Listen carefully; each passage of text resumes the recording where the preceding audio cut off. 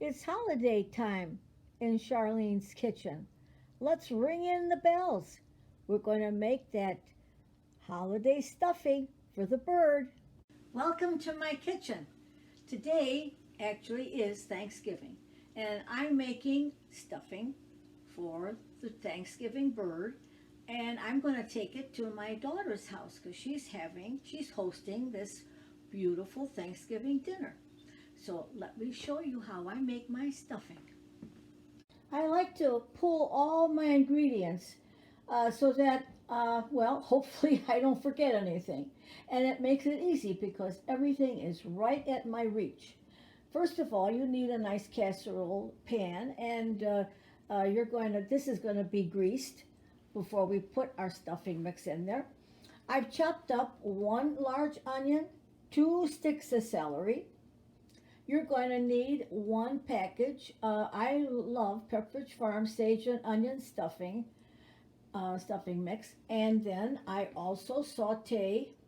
After I saute the celery and onions, I add Jimmy Dean sage pork sausage.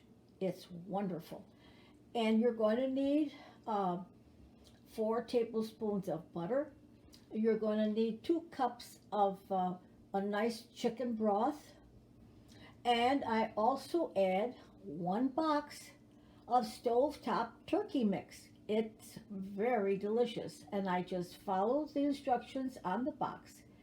We'll start putting this all together.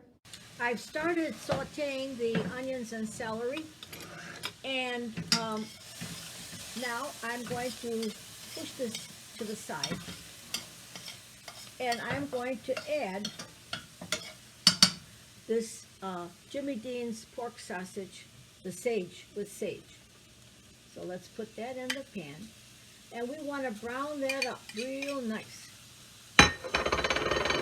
Whoops. Oh, God, made a lot of noise. Okay. Now, I like to add meat to my stuffing. If you don't have to add any kind of meat to it. But I find it yummy good when I add the meat to it. And I'm kind of a meat loving girl, I think. Okay, so we're going to brown that up, and then we're going to add our chicken broth. And so when and also I already I told you that you needed a box of the stovetop turkey stuffing mix. I add that to this whole thing. And so I followed the directions right on the box, and I have already got that already in this little pot here, all delicious and wonderful. And we're going to mix that in with the rest of the Pepperidge Farm croutons. So now we just got to saute this meat. Okay, so now we're ready to add the broth into this meat that we've cooked up. And you can see I'm quite satisfied with the way that's broken up. And now we're going to add the broth. So it's 2 cups of broth, and really this is the recipe on the package. So I'm going to add that to that. I'm going to add that 4 tablespoons of butter to it. Here we go. Let's do that. My favorite part of this is the stuffing. I love the stuffing. And so, and then the bird, and then the sweet potatoes, and some cranberries. And then I'm perfectly satisfied. It makes for a wonderful, wonderful Thanksgiving dinner. And of course, some veggies on the side too. I don't know what she's planning to make. Green beans, not green bean casserole though. No, no, no, no. Okay, so now the butter has melted. We want to get this broth to a boil, and then we're going to put in our sage and onion cube stuffing, and this is a 12-ounce package. So there we are. Let's get that to a boil, and then we will add the bread. Okay, so now it's at a boil. I'm going to add these croutons to our broth and the butter that we put in. And I'm going to turn the heat off. I think now I'm just going to let this, we want to get that to soak up.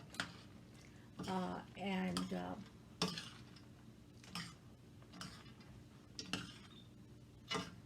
we want it just to soak up that juice, that chicken broth, you know, that you put in there. And two, if you don't like a meat in your stuffing, you would just, you know, not, omit that ingredient because the rest of this is fine. And even the stovetop stuffing mix it's meatless. So, but anyway, here we go. We want to toss that around real nice, and then I'm going to add the stovetop stuffing mix to it too. Here it is.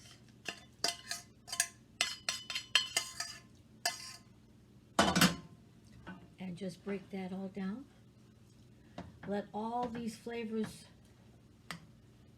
melt together.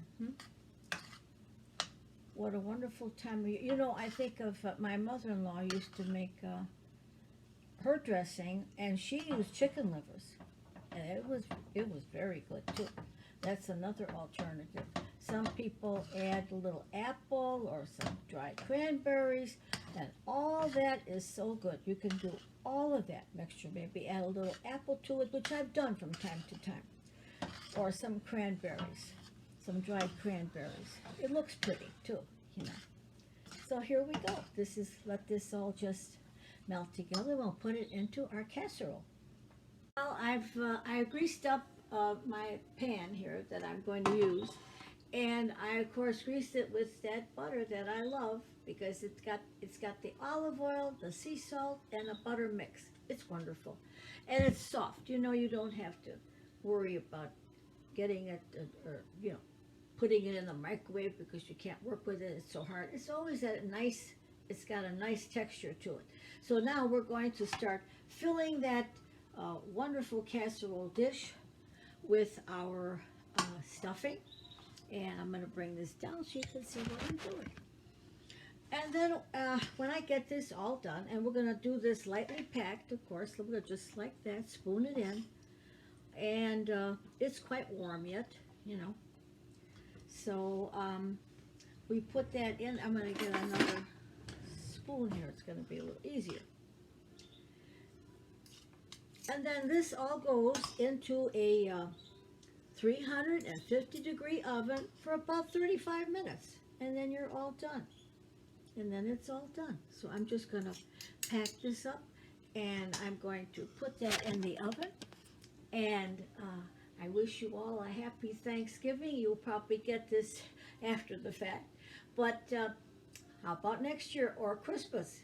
A lot of people have turkey, and you can make this wonderful stuffing mix. And I'll tell you what, it's not just for turkey. It's for pork chops, stuffed pork chops. And goodness, what else do we make that with? But it's just a wonderful way to make a dressing, and I like it. And so I wanted to share it with you, and maybe it'll give you an idea. God bless. Happy Thanksgiving.